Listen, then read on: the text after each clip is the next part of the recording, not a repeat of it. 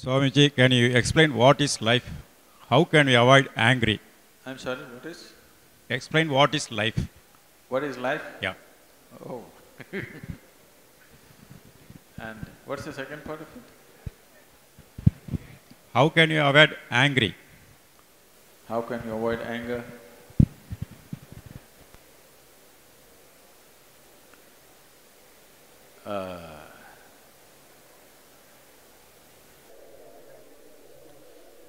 See, if you're driving on the Coimbatore streets,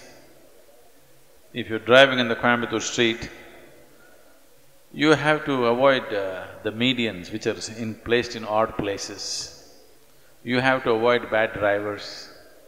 You have to avoid drunken men crossing the street, children crossing the street, all kinds of things. But when you're driving on Coimbatore street, do you have to avoid the moon? I'm asking, do you have to avoid the moon?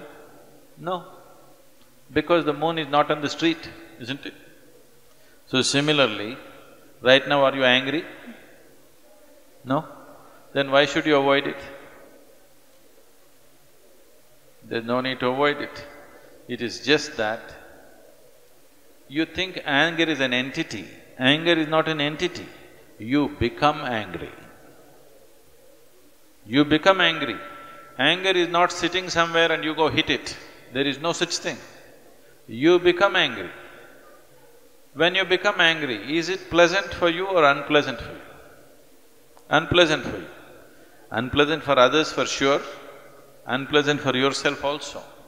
Today, medical science proves to you, when you're angry, you're actually poisoning your system, you know. We have always known this, but today chemical tests clearly show you that you're actually poisoning your system, generating poison in the system by being angry.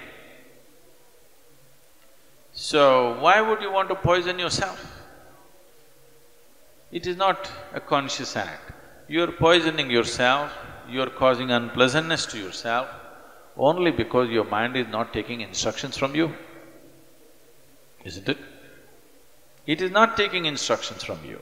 If it was taking instructions from you, you would have said blissfulness, isn't it? You wouldn't say anger. But now when you want to be peaceful, it is getting angry because it is not taking instructions from you. So if your mind is not taking instructions from you, you have to pay a little more attention to it. Why is it not taking instructions from you? If you understand this, you don't have to avoid anger, because anger is not sitting there and getting at you. You are becoming angry, you are becoming unhappy, you are becoming miserable. These things are happening to you essentially because you have not done anything to take your faculties under your control. It is happening accidentally, just by chance. If outside situations are good, you are also good. If outside situations are bad, you're also bad. That is not how human life should be. Human life should be like this.